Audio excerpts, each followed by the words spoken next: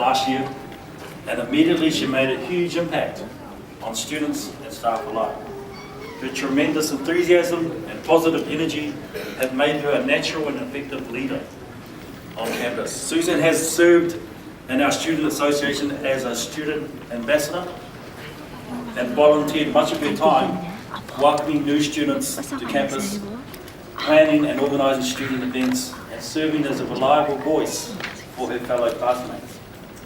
She's also an active member of our popular Toastmasters Club, which is every Monday, 4:30 in room 106.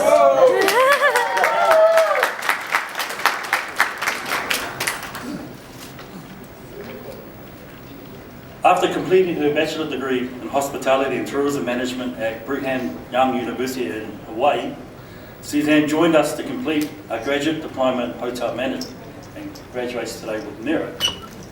Her engaging demeanour and natural leadership skills have proven a perfect fit for this industry, and she has used her talents at positions in New Zealand, the Philippines and the United States. We're certain that Suzanne has a very bright future ahead of her, and are so pleased that she chose to make her mark on our campus. Please join me in welcoming Suzanne to the podium.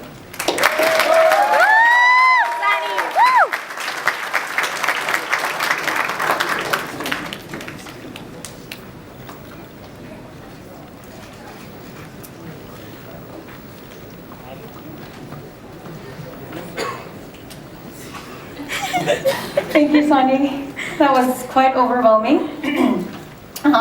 But ladies and gentlemen, friends and family, students and faculty, fellow graduates, mabuhay! Mabuhay! Mabuhay. Before I start my talk, I would like to let all my friends know that now is the high time to turn your record buttons on because my family is absent. So I would love to let them know that their daughter, who is miles away from them, is doing them proud. So my name is Suzanne Fairchild Wong, aka Zani Wong, and I am from the Philippines. On behalf of the graduating class, I would like to extend my sincerest gratitude to all of those who walked with us in our journey here at Otago Polytechnic, Auckland International Campus. Parents, siblings, uncles, aunties, friends, enemies, colleagues, lecturers, and the student success team. And to all who are here, thank you for coming to this momentous event. This is the 5th time I'm walking down the graduation lane.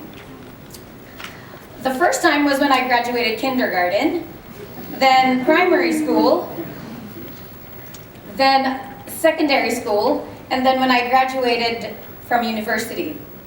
All of them are counted special because each were considered milestones of a new chapter in my life.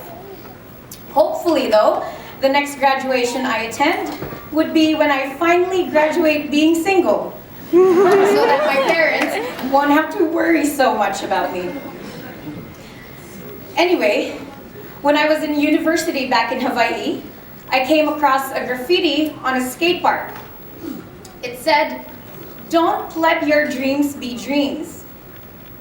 At first, I thought that the wording was a bit awkward, so I repeated it 2-3 more times just to get the gist of it, and then I snapped, and I gave a long expression of understanding. Ah, I get it now. Don't just let your dreams be dreams. Instead, turn them into reality. Ladies and gentlemen, after having understood what it meant, that specific writing on the wall have been the foundation of all my aspirations and ambitions. Let me share some things that I've learned in my life or from others that I've applied to put some of my dreams into action. First, be proactive. Seek opportunities, and those opportunities will come knocking at your door. My coming to NZ was a product of my family encouraging me to look for ways on how I can move to NZ for higher learning and better employment. So one day I decided to attend an educational expo with my best friend, who is now admitted in Waikato University, and she's here. So we looked together for good Australian and New Zealand institutions.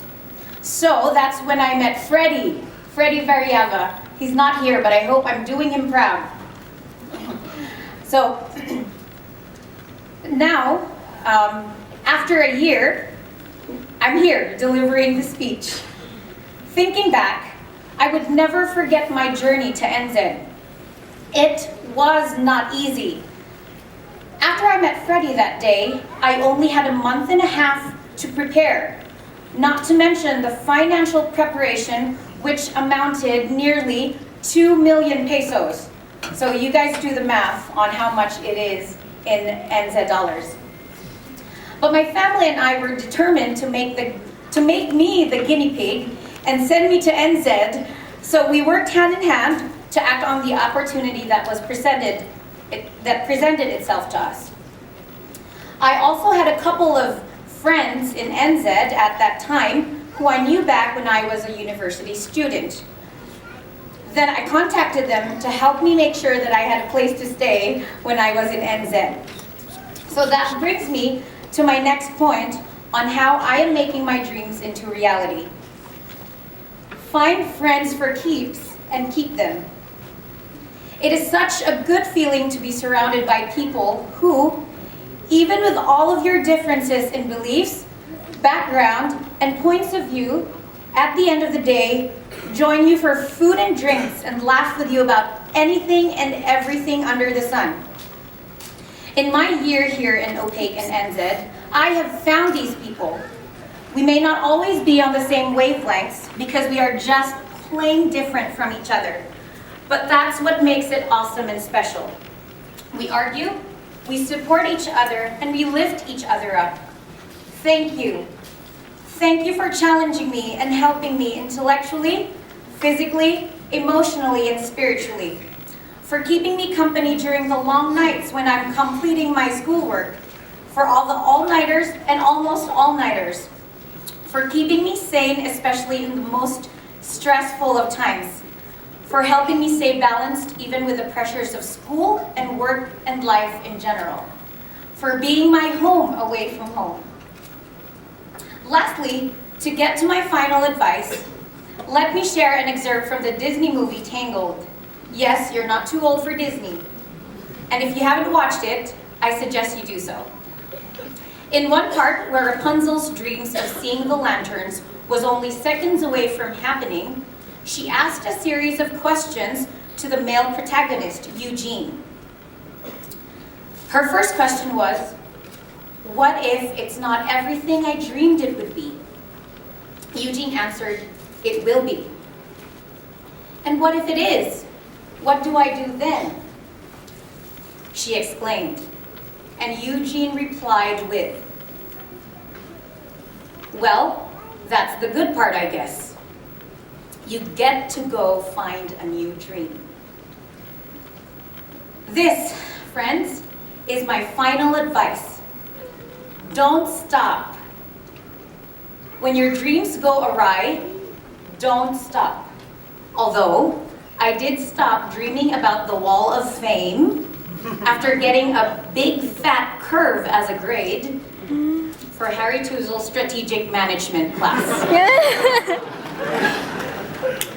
But in all fairness, he did stress that grades are not everything, so I moved on with other dreams. Okay? So, yes, when your dreams go awry or completely out of line, don't stop. And when your dreams come true, don't stop. Steve Jobs gave a powerful statement when he said, stay hungry, stay foolish. All of us are on the road to progress and not to regress. Don't stop. In conclusion, I would like to reiterate the importance of not letting your dreams stay in dreamland. Times may seem tougher than you expect it to be, but you have all energy, hope, passion, and fire to make things work. And Sir Winston Churchill, in his book called My Early Life, validates this by saying, and I quote, "Hear this, young men and women everywhere. and proclaim it far and wide. The earth is yours, and the fullness thereof. Be kind, but be fierce. You are needed now more than ever before. Take up the mantle of change, for this is your time. Finally, let me close by sharing to you one of the quotes I live by ever since I was a child. It is from the lead character named Dolores, aka Sister Mary Clarence, played by Whoopi Goldberg in the movie Sister Act. And it goes like this. If you wanna be somebody, if you wanna go somewhere, you better wake up and pay attention. Ooh, yeah. Thank you and peace out. Yes, Zani! Woo!